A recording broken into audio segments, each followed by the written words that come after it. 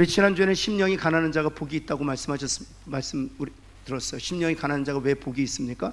천국이 그들의 것이기 때문에 그렇습니다. 심령이 가난해서요, 하나님 앞에서 겸손하고 사람들 앞에서 겸손하면 마음에 평안이 있습니다. 평안이. 정말 마음이 천국이 되는 거예요. 천국이 되는 거예요. 여러분, 내가 아무것도 아니구나 라는 사실을 늘 인정하고 살면 마음에 천국이 임하는 거예요. 천국이. 여러분, 이 복, 이 진리를 우리가 깨닫고 이해하고 내 것으로 삼고, 정말 여러분의 마음이 먼저 천국이 되고, 또 여러분이 머무는 곳이 천국이 되는 그런 은혜가 예수 그리스도 여러분 축원합니다. 자꾸 우리가 힘든 건 상황도 환경도 어느 정도 우리를 힘들게 하는데 좀 일조를 하는데요, 진짜 힘들게 하는 건 나예요. 옆에 있는 분에게 당신을 힘들게 하는 건 바로 당신입니다 뭐랄까요? 얼마나 힘든지 몰라요. 나 때문에 힘든 거예요. 사실은 나 때문에 힘든 거예요. 그런데 심령이 가난하는 사실을 알고 이 세상에 대해서 욕심내지 않고 또 주어진 것에 만족하고 자족하면 천국이 임하는 것이거든요. 그래서 여러분, 정말 심령이 가난한 자 되어 천국을 이 땅에서 누리며 사는 그런 은혜가 저와 여러분에게 있기를 예수 그리스도는 다시 한번 축원합니다. 그래서 여러분, 옆에 있는 사람이 비난해도요, 심령이 가난한 사람들은요 버럭하지 않아요. 왠지 아세요? 내가 아무것도 아닌데요 뭐. 그래서 예전에 전도자 무디가 이런 일을 당했다고 해요. 너무 바쁜 일정 때문에 시카고 트리뷴지는 사실은 굉장히 영향력 있는 일간지예요. 근데 시카고 트리뷴지의 기자가 그 정도 되면 사실은 인터뷰 요청하면 당연히 응해야 되는 것이거든요. 근데 이 무디 목사님은 그 세상 일간지 기자 인터뷰하는 것도 맞듣지 않은 차에 또 너무 일정이 바빴어요. 근데 그래서 시카고 트리뷴지 기자하고 인터뷰를 하지 못했던 거예요. 그랬더니 그 다음날 뭐라고 썼냐 하면, 교만한 무디, 그렇게 썼어요. 겸손으로 시작했다가 교만으로 망한다, 뭐 이런 내용의 기사를 쓴 거예요. 그래서 무디를 알고 있었던 그 제자들이 너무 화가 나서, 아니 선생님은 몰라도 유분수지 어떻게 이렇게 쓸 수 있느냐, 그리고 신문 기사를 가지고 무디한테 찾아온 거예요. 그랬더니 무디가 한 말이 있습니다. 맞다고. 이 기자가 한 말이 맞다고. 정말 나는 교만한 사람이라고. 여러분, 그 마음에 천국을 누가 뺏을 수 있습니까? 아무도 뺏지 못해요. 내가 정말 아무것도 아닌 존재라는 사실을 알고 있었기 때문에, 교만한 무디, 겸손으로 시작했다가 교만으로 망한다 써도 그 천국을 잃어버리지 않을 수 있는 거예요. 사랑하는 성도 여러분, 가난해지는 저와 여러분 되기를 간절히 소원합니다. 그래야 이 땅에서 우리가 천국을 누릴 수 있어요. 이게 이제 패러독스라고 그랬어요. 역설이에요. 우리가 가난해지면 가난해질수록 그리스도는 우리 안에서 부유한 자가 되시는 거예요. 그럴 때 우리는 건강하게 천국을 누리며 살게 되는 것이죠. 그런 비결을 여러분의 삶에서 배우고 실제로 이렇게 적용하면서 사는 저와 여러분 되기를 간절히 소원합니다. 여러분, 두 번째는 애통하는 자예요. 애통하는 자. 근데 애통이라는 것이 무엇인지를 우리가 알아야 되겠죠. 무엇에 대하여 그렇게 우리가 슬퍼해야 하는가 하는 것입니다. 그래서 애통해야 한다는 것, 1번을 보시면 우리 한번 같이 한번 읽어볼까요? 시작. 죄 때문에 아파하는 거예요. 죄 때문에 마음 아파하는 거예요. 죄인 때문에 마음을 아파하는 게 아니라 죄 때문에 마음 아파하는 거예요. 한번 따라 봅시다. 죄인 때문에 마음 아파하는 것이 아니라 죄 때문에 마음 아파하는 것입니다. 그래서 사람을 싫어하는 게 아니고요, 그 사람 안에서 사람을 망가뜨리는 그 죄에 대해서 아파하는 마음이 바로 애통의 마음이에요. 여러분, 그래서 1번 한번 다시 한번 보시면은 1번에 1번 보시면, 애통해야 한다는 것은 슬픈 일 또는 고난 때문이 아니라 죄 때문에 마음 아파한다는 것입니다. 그래서 여러분, 요한복음 11장 35절에 보면 예수님께서 이 마리아 가정에 가셔서 이렇게 이러셨죠. 예수께서 눈물을 흘리셨다. 성경 66권 중에서 가장 짧은 절이에요. 이게 두 단어로 이루어져 있습니다. 우리 한국말로는 이게 세 단어죠. 예수께서 흘리셨다 눈물을. 그런데 원래 언어로 보면 Jesus wept, 예수님이 우셨다, 이거예요. 그러니까 두 단어로 이루어진 가장 짧은 절이에요, 사실 성경 전체 중에서. 그럼에도 불구하고 이 11장 35절이 실은 죄가 무엇인지를 정확하게, 그리고 더 나아가서 죄에 대해서 신자가 어떤 태도를 가져야 되는지를 주님이 몸소 보여주고 있는 것이죠. 여러분, 예수님께서 눈물을 흘리셨을 때 나사로의 죽음 때문에 비통함으로 눈물을 흘리신 것이 아니에요. 예수님께서 눈물을 흘리신 이유는 죄 때문에 죽을 수밖에 없는 그 상황에 몰린 그 나사로뿐만 아니라 모든 인생을 향하여 슬피 우셨던 것입니다.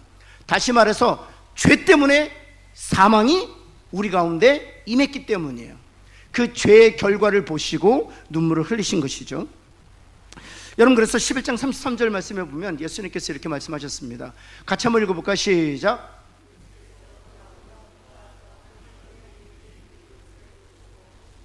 비통히 여기시고 불쌍히 여기셨다, 이렇게 했죠. 여기에 보면 불쌍히 여기셨다는 것은 그가 우는 것, 마리아가 우는 것, 그다음 유대인이 우는 것, 그가 불쌍히 여기신 건데, 여기 심령에 비통히 여기셨다, 이건 무슨 뜻일까요?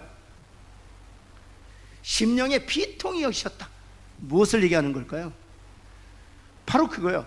주님의 그 죄에 대한 그 거룩한 분노예요. 죄로 말미암아 당신이 창조한 하나님의 형상과 하나님의 모양대로 창조된 하나님의 사람들이 죽음을 당할 수밖에 없는 그 상황에 놓여 있다는 것 때문에 하나님께서 비통히 거룩한 분노로 반응하고 계시는 것이죠. 여러분, 이렇게 생각하시면 됩니다. 여러분, 지금 우리 사랑하는 아들들, 딸들, 우리 손주들이 죄 때문에 망가져가고 있어요. 죄 때문에 절망적이에요. 여러분, 얼마나 우리 안에 분노가 있겠어요. 여러분, 주님이 하나님의 형상대로 창조된, 그리고 하나님처럼 영원히 하나님과 즐거운 교제를 누리도록 창조된 하나님의 백성들이 지금 고통을 단순히 사망만 의미하는 것이 아닙니다. 저주를 받게 되고요, 더 나서 심판을 받게 되고요, 영원한 사망까지 처해지는 그 모든 상황에 대하여 주님이 거룩한 분노로 반응하고 계시, 그것이 비통이란 단어로 성경이 표현하고 있는 것이죠. 이와 같이 애통히 여긴다는 것은 죄인이 아니라 그 죄인을 죄인되게 하는 그 죄에 대하여 애통해 하는 것, 그것을 말하는 것입니다. 그래서 누가복음 19장 41절에 보시면 주님께서 가까이 오사 성 예루살렘 성을 보시고 우셨다 그랬습니다. 예루살렘 성을 보고 왜 우셨습니까? 그렇죠. 죄 때문에 예루살렘 성이 멸망할 것에 대해서 주님이 보시고 비통히 여기셨기 때문이죠. 여러분, 그래서 사도 바울의 예를 봐도 마찬가지죠. 디모데전서 1장 15절 말씀을 보면 이제 자기 자신에게 적용하면 이렇습니다. 죄인 중에 내가 괴수다 하는 거. 옆에 있는 분에게 한번 여러분 자신 한번 소개해 볼까요? 죄인 중에 내가 괴수입니다 한번 할까요? 이 괴수란 말은 괴물이라는 뜻이죠. 다시 한번 옆에 있는 분에게 저는 괴물입니다 한번 할까요? 어떻게 이렇게 괴물이라고 얘기하면서 뻔뻔하게 얘기하세요? 저는 괴물입니다. 정말 우리는 괴물이에요. 종종 여러분, 배우자의 모습 속에서, 자녀들의 모습 속에서, 또 우리 지체들 속에서 간혹가다 괴물 만나잖아요. 여러분, 놀라지 마세요. 한번 옆에 있는 분에게 그럴 줄 알았다 한번 할까요? 우리가 놀라는 이유가 뭐냐면 전혀 예상치 못한 그 순간에 괴물을 만나기 때문이에요. 교회에서는 괴물을 안 만날 줄 알았거든요. 세상에서 만났던 괴물을 교회에서 만나는 거예요. 그리고 교회는 그 괴물들이 더 많은 것 같아. 막 득실득실한 거예요. 그래서 너무 놀라는 거예요. 다시 한번 옆에 있는 분에게 놀라지 않겠습니다 한번 할까요? 놀라지 않겠습니다. 한번 더 합시다. 이렇게 합시다. 저는 괴물이니까 놀라지 마세요 한번 할까요? 네, 저는 괴물이니까 놀라지 마세요. 놀라지 마세요. 이럴 땐 아멘 하는 건 아니고 응 그러시면 돼요. 응, 저는 괴물이에요. 하나님께서 그 괴물을 십자가의 보혈로 숨겨주셨기 때문에 제가 목사 사역하는 것이지, 만약 하나님께서 허물을 드러내시기로 작정하시면 괴물인 그 모습 때문에 여러분도 놀라고 나도 놀라고 사역을 할 수가 없는 것이죠. 어떻게 아비 노릇을 할 수 있습니까? 어떻게 어비 노릇을 할 수 있겠습니까? 어떻게 우리가 성도의 노릇을 할 수 있습니까? 그래서 다윗이 얘기한 거예요. 허물의 가리움을 받는 자가 어떻다? 복이 있다 말하는 거예요. 하나님의 은혜로 말미암아 우리의 그 괴물됨을 다 덮어주시고, 심지어는 그 괴물을 향하여 의롭다 칭해 주셨다. 이게 복된 소식이에요. 내가 괴물인 게 분명한데 하나님께서 괴물인 우리에게 내가 너를 오늘부터 의롭다라고 내가 칭하겠다는 것입니다. 야곱이었는데 더 이상 야곱이라고 부르지 않고 이스라엘에게 부르겠다는 것입니다. 여기를 보아도 저기를 보아도 나는 괴물이 맞는데 하나님께서 더 이상 너를 괴물이라 부르지 않고 너를 하나님의 자녀 새 피조물이라 부르겠다고 말씀하시는 거예요. 그렇기 때문에 은혜인 거예요. 여러분, 그래서 사도 바울이 얘기하는, 그럼에도 불구하고 우리가 우리 자신을 어떻게 인식해야 되느냐? 죄인 중에 괴수입니다. 저는 괴물입니다. 그리고 나서 7장 24절 말씀이죠. 우리 한번 같이 한번 읽겠습니다. 이런 애통함이 우리 안에 있어야 돼요. 같이 한번 읽겠습니다. 시작. 오라, 나는 곤고한 사람이로다. 이 사망의 몸에서 누가 나를, 이런 애통함이 있어야 돼. 이런 애통함. 여러분, 두 번째, 죄에 대한 징벌의 무게가 너무 중요해서 그것 때문에 슬퍼한다면 그것은 애통이 아니에요. 죄를 지었기 때문에 그 대가로 징벌을 받습니다. 그것 때문에 슬퍼하거나 그것 때문에 눈물을 흘림으로 애통해 하는 것은 애통함이 아니에요. 여러분, 예를 들어서 창세기 4장 13절, 이 가인의 애통함을 한번 보시겠습니까? 가인이 여호와께 고하되 내 벌이 중하여 어떻다고요? 이건 애통함이 아니라고요. 여러분 꼭 아셔야 돼요. 죄로 말미암아 당하게 되는 그 징계로 인해 슬퍼하고 괴로워하는 건 그 애통이 아니라고요. 여러분, 진정한 애통은 무엇입니까? 다시 주님의 또 사도 바울의 모습에서도 볼 수 있었지만, 여러분 시편에서도 우리가 볼 수 있어요. 우리 한번 시편 84편 4절 말씀이죠. 우리 한번 같이 한번 읽겠습니다. 시작. 내 죄악이 내 머리에 넘쳐서 무거운 짐 같으니 내가, 여러분 여기서 다윗이 지금 애통해하고 있는 그 모습을 우리가 잘 관찰할 수 있어야 돼요. 다윗이 지금 애통해하는 것은 죄로 말미암아 자신이 당한 고난 때문에 애통하고 있는 것이 아니에요. 지금 다윗이 괴로워하는 것은 그 죄 때문에 괴로워하는 거예요. 죄 때문에. 이게 다른 거예요.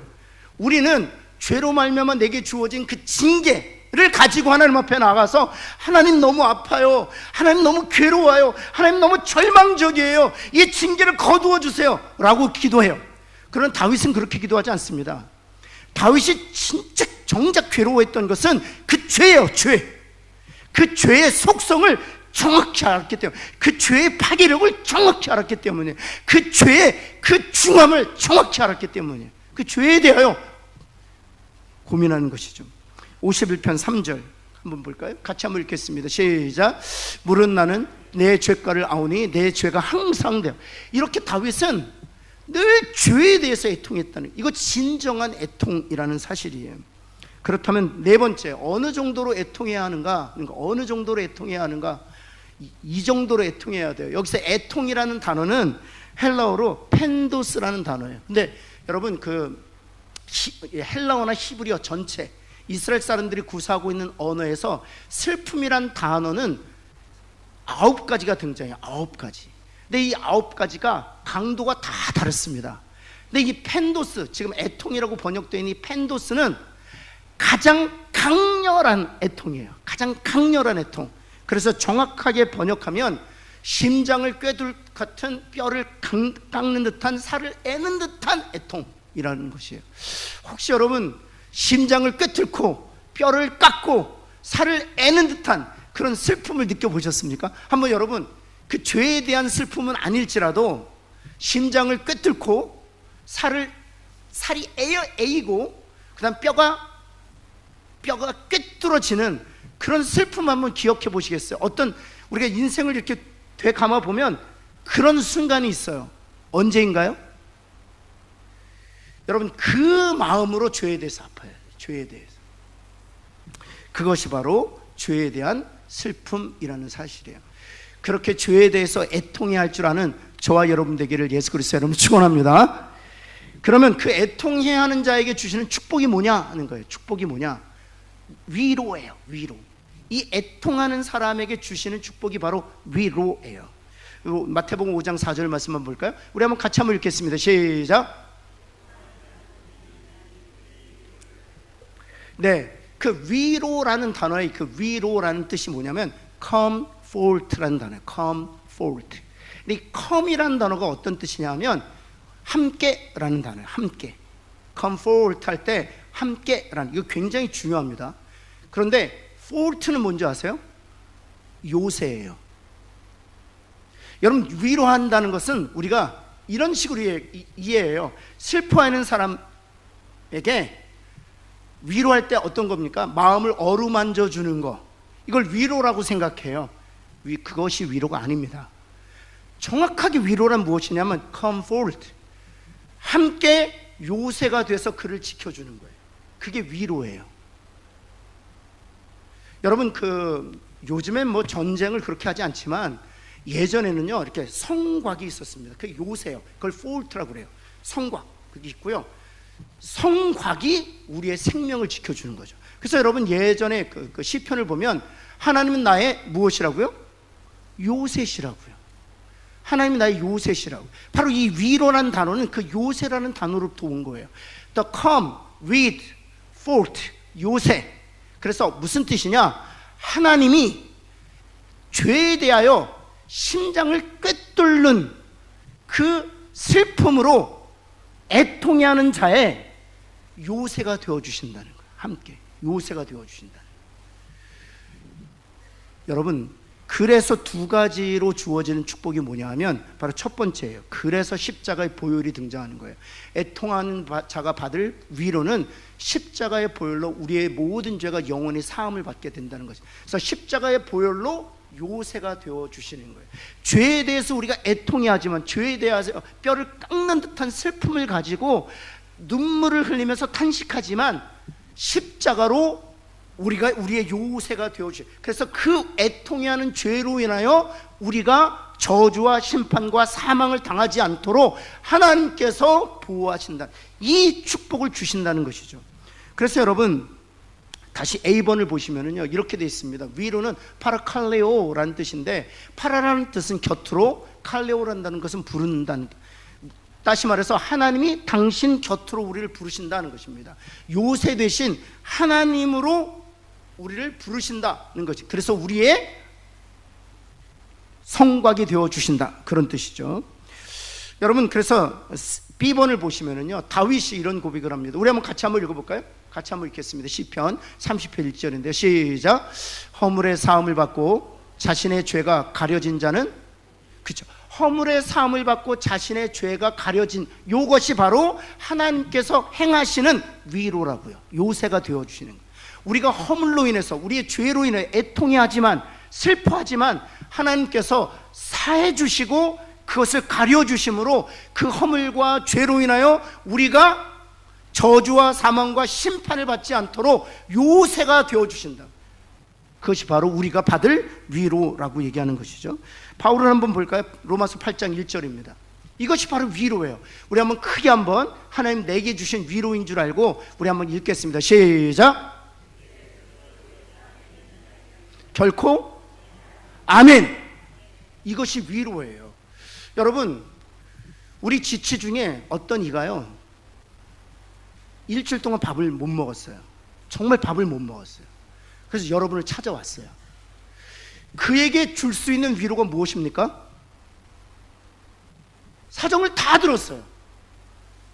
그러면서 집사님 너무 힘들겠다, 배고파서 어째, 내가 기도할게, 가봐. 이게 위로일까요? 그래서 위로라는 것은 마음을 어루만지는 정도에서 끝나는 것이 위로가 아니에요. 그를 집으로 맞이해서 그에게 따뜻한 밥을 제공하고 따뜻한 잠자리를 제공해 주는 것, 그래서 그의 성곽이 되어주는, 이것이 위로예요. 그래서 죄에 대해서 애통해야 하면 하나님께서 그 죄로 인해서 우리가 더 이상 좌절하거나 낙망하거나 더 이상 저주와 사망과 심판으로 인해서 우리가 바닥을 치지 않도록 하나님께 그리스도의 보혈로 요새가 되어주신다는 거예요. 그것이 바로 요새인 거예요. 그것이 바로 위로인 것이죠. 여러분, 고린도후서 7장 10절은 이렇게 위로를 설명하고 있습니다. 우리 한번 같이 한번, 제가 정말 대학교 때 좋아했던 말씀 중에 하나예요. 같이 한번 읽겠습니다. 시작. 회개를 이루는 것이요 세상 근심은 사망을 이루는. 여기에 보면 하나님의 뜻대로 하는 근심이 있고요, 세상 근심이 있어요. 하나님의 뜻대로 하는 근심. 제가 왜 이것이 저에게 크게 위로가 된 말씀이냐 하면, 제가 그때 지금 이 말씀 구절을 가지고 그때 상황을 비추어 보면 저는 세상 근심 때문에 괴로워했던 것이 아니라 하나님의 뜻대로 하는 근심이었어요. 어떤 근심이었는가 하면 그 죄에 대해서 아파하는 마음이 있었어요. 하나님, 왜 저는 개가 토한 것을 다시 도로 먹는 것처럼 왜 똑같은 죄를 반복해서 짓는 것일까요? 그 죄에 대해서 정말 애통해하는 마음이 있었어요. 그때 고린도후서 7장 10절 말씀을 하나님께 제게 주셨는데 저희 이렇게 말씀하시는 것 같았어요. 신철아, 괜찮아. 그것이 바로 하나님의 뜻대로 하는 근심이야. 그 죄에 대해서 애통해하는 마음은 너를 후회할 것이 없는 무엇에 이르게 하는 근심이다? 구원에 이르게 하는 근심이다 는 거예요. 그것은 세상 근심이 아니잖니. 죄에 대해서 애통해하는 마음은 세상 근심이 아니에요. 세상은 죄에 대해서 애통해하지 않습니다. 여러분, 이것이 바로 위로라는. 그래서 여러분, 새 번역을 한번 볼까요? 새 번역을 보면 하나님의 뜻에 맞게 마음 아파하는 것은 회개를 하게 하여 구원에 이르게 합니다 하는 것입니다. 하나님의 뜻에 맞게 마음 아파하는 것이 무엇입니까? 애통해하는, 죄에 대해 애통해하는 거예요. 그것은 바로 회개를 하게 하여 구원에 이르게 하는 것이라는 것이죠. 여러분, 그리고 나서 두 번째 하나님께서 주시는 위로의 두 번째는, 위로는 변화라는 사실이에요. 우리 한번 7장, 고린도후서 7장 11절 10절하고 연결되는 본문인데요, 7장 11절 말씀해 보면 노란색으로 하이라이트 분 한번 읽겠습니다. 같이 읽습니다. 시작. 잘 보세요. 하나님의 뜻에 마음 맞게 아파했을 때 10절에서는 구원에 이르게 하는 회개의 열매를 맺게 했다는 거예요. 그 첫 번째예요. 근데 두 번째는 하나님의 뜻에 맞게 마음 아파함으로써 우리들에게 무엇이 일어났다고요? 변화가 일어났다. 죄에 대해서 애통해하면 하나님께서 주시는 그 두 번째 위로가 바로 변화라는. 이 변화가 왜 요새인가 하면, 사랑과 희락과 화평과 인내와 자비와 양성과 충성과 온유의 열매들이 우리 가운데 있으면 그것이 죄로 말미암아 우리로 하여금 인생을 바닥치게 하고 낙심케 하는 것으로부터 우리를 지켜주기 때문이에요. 그래서 예수 그리스도를 닮아가게 가라고 말씀하시는 것은 하나님께서 우리를 지키시게 한 방편 중에 하나예요. 옆에 있는 분에게 거룩하실 수 있기를 바랍니다. 한번 할까요? 이미 신분은 거룩해요. 다시 정리하면 하나님이 은혜로 저와 여러분은 거룩한 신분을 주셨어요. 그런데 우리에게 주어진 과제는 무엇입니까? 거룩한 신분에 걸맞는 실제적인 거룩한 삶이죠. 근데 그 거룩한 삶은 없어도 거룩한 신분이 있기 때문에 천국 갑니다. 그러나 거룩한 삶이 우리에게 필요한 이유는 거룩한 삶이 우리를 지키는 요새가 될 수 있기 때문이에요. 여러분, 우리가 거듭났음에도 불구하고, 구원을 얻었음에도 불구하고, 우리는 영생이 보장되었음에도 불구하고 우리 가정에서 고통을 당하는 이유가 어디 있습니까? 우리 교회 공동체가 갈등과 분열을 겪는 이유가 어디 있습니까? 그건 단 하나예요. 거룩한 신분이 없어서가 아니고요, 거룩한 신분에 걸맞는 거룩한 삶이 없기 때문이에요. 목사가 거룩한 신분을 얻어서 천국에 대한 분명한 보장은 받았지만 거룩한 삶이 없을 때 목회할 수 없는 거예요. 장로님도 마찬가지인 거예요. 시무장 집사님, 권사님 다 평신도 다 마찬가지예요. 거룩한 신분을 얻어서 영생의 보장을 받았지만 실제적인 거룩함이 없으면 리더로서의 자격이 없는 거예요. 오히려 교회를 어렵게 할 수 있는 거예요.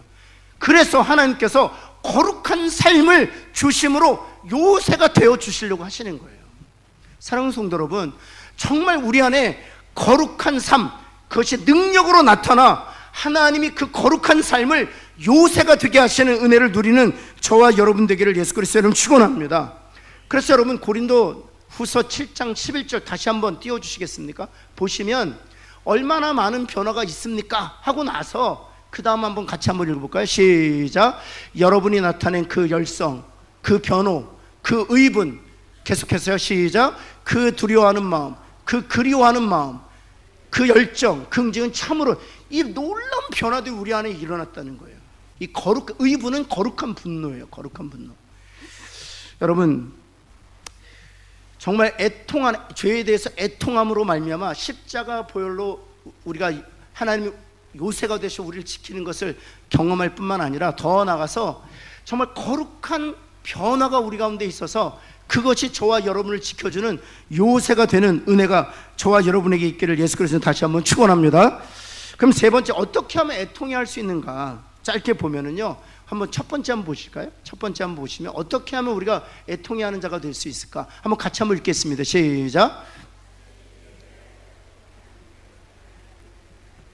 우리 죄에 대하여 애통해 하는데 장애물이 있어요. 세 가지가 있는데요. 첫 번째는 무엇인가 하면 자만이에요. 자만이에요. 나는 죄에 대하여 나는 자신 있다는 자만이에요. 두 번째는 무엇인가 하면 이 자만은 거의 없어요. 근데 두 번째는 연기하는 거예요. 지금 내가 죄를 짓고 있는데 연기하는 거예요.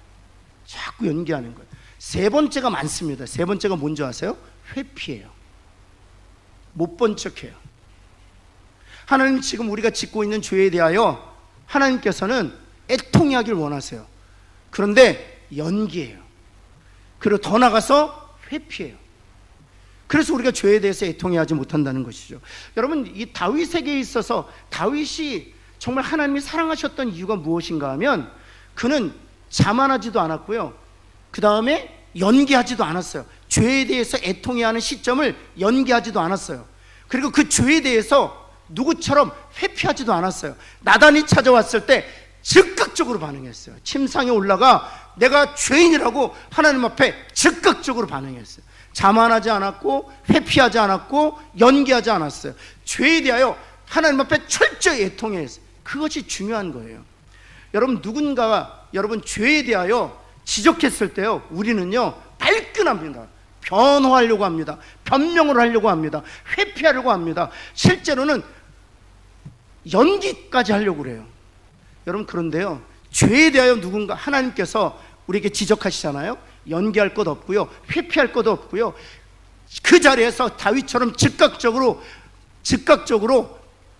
그 죄에 대해서 애통해하면 하나님께서 저와 여러분의 위로가 되어 주실 줄을 믿습니다. 여러분 두 번째는 무엇입니까? 십자가를 바라보는 것입니다.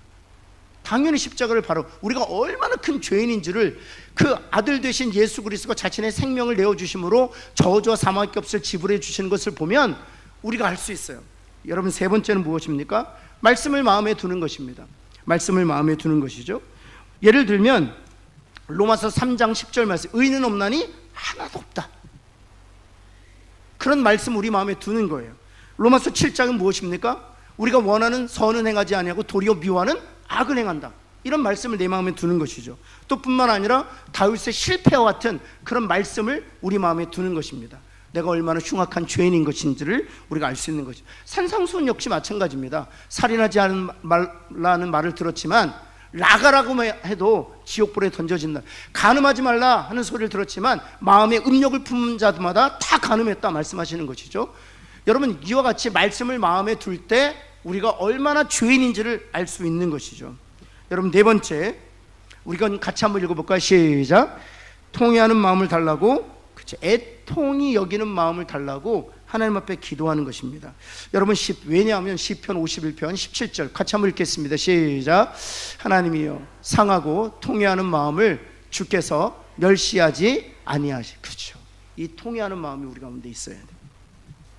여러분 네 번째, 마지막입니다. 그렇다면 이 애통해하는 자에게서 보여지는 모습이 있어요. 누가 애통해하는 자, 누가 정말 죄에 대해서 애통이 여기는가, 정말 실제로 죄에 대해서 마음 아파하는 자가 누군가, 네 가지 모습이 있는데요. 첫 번째는 어떤 모습인가 하면 우리 한번 같이 한번 읽어볼까요? 시작.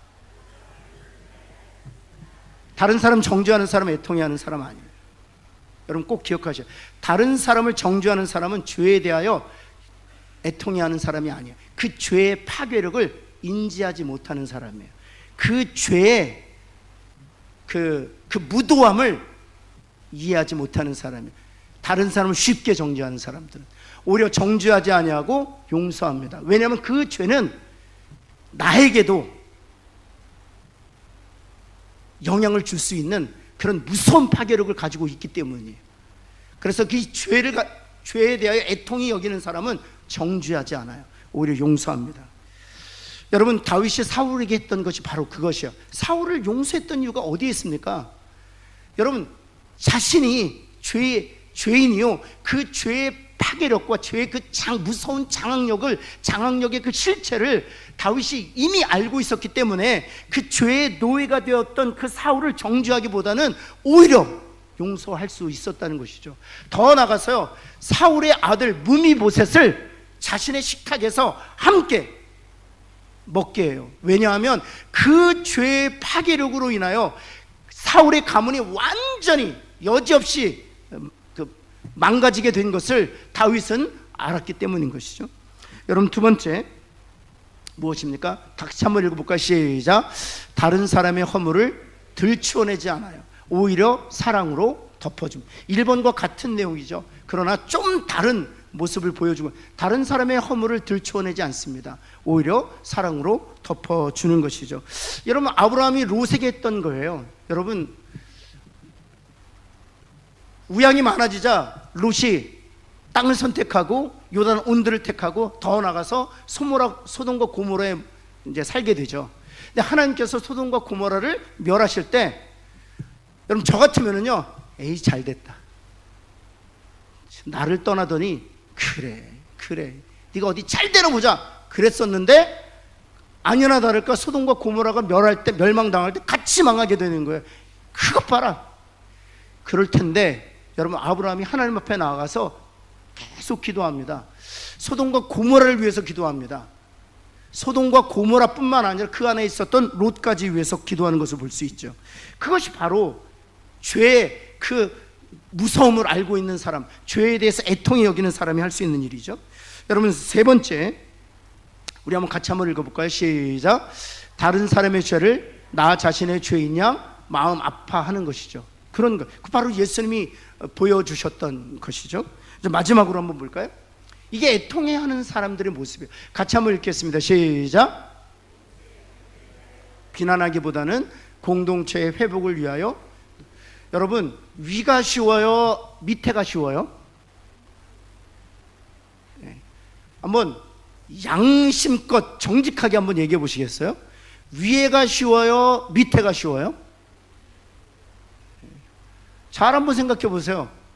여러분 그냥 여러분의 몸을 그냥 방치하면, 애써서 경계하고 긴장하지 않으면 쉽게 위를 해요, 아래를 해요?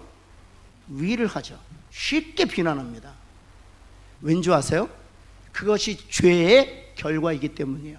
긴장해야 돼요. 경계해야 돼요.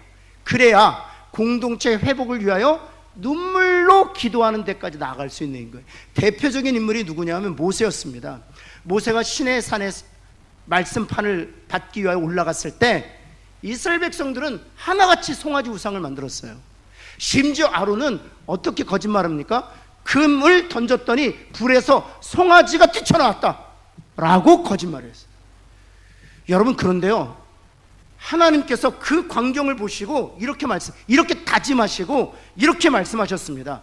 지금 이 모든 이스라엘 민족은 이 광야에서 다 멸하고 모세 너로부터 새 민족을 다시 세우리라. 그때요 모세가 어찌했는 줄 아세요? 하나님 앞에 올라가 자신의 생명을 놓고 하나님 앞에 기도했어요. 하나님, 이스라엘 민족의 죄를 용서하여 주옵소서. 이스라엘 민족의 죄를 용서해 주옵소서. 그러면서 하나님의 그 의로우심과 선하심에 그 이스라엘 민족의 백성들의 그 운명을 맡겨요. 하나님께서 이스라엘 백성들을 애굽 땅에서 건지심이 이 광야에서 죽이시기 위함이십니까? 아니면 가나안 땅에 인도하시기 위함이십니까?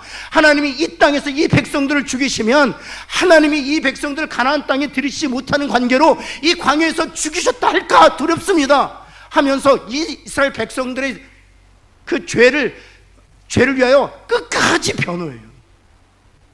그것이 바로 죄에 대해서 애통해하는 자가 보여주는 모습이에요.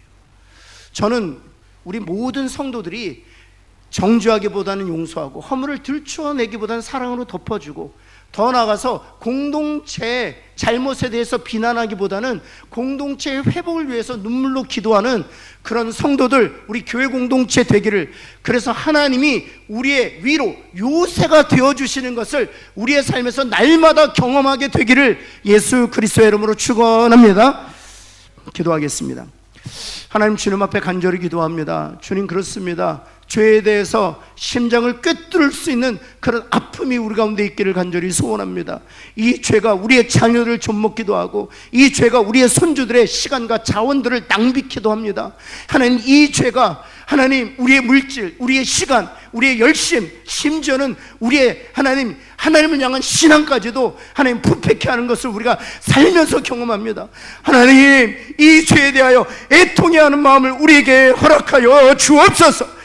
그리하여 하나님, 이 죄를 하나님 씻기시고 하여 하나님 십자가를 지신 예수님을 바라보면서 그 예수 그리스도가 나의 요새 되신 것으로 인하여 하나님께 감사하는 저희들 되게 하여 주옵시며, 하나님, 오늘도 하나님께서 그 죄로부터 우리를 지키시고 하여 거룩한 성품을 주심으로 우리의 요새가 되게 하시는 그네 하나님의 열심을 따라 날마다 예수 그리스도를 닮아가는 저희들 되게 하여 주옵소서. 하나님, 우리 성도들 정죄하기보다는 하나님 용서하는 성도들 되게 하여 주옵시고, 하나님 허물을 들춰내기보다는 사랑으로 그 허물을 덮을 줄 아는 하나님의 사람들 되게 하여 주옵시며, 하나님 공동체의 잘못을 비난하기보다는 공동체의 회복을 위하여 눈물을 뿌리며 기도하는 성숙한 애통하는 하나님의 사람들 되게 하여 주옵소서. 우리 주 예수 그리스도의 이름으로 간절히 기도합니다. 아멘.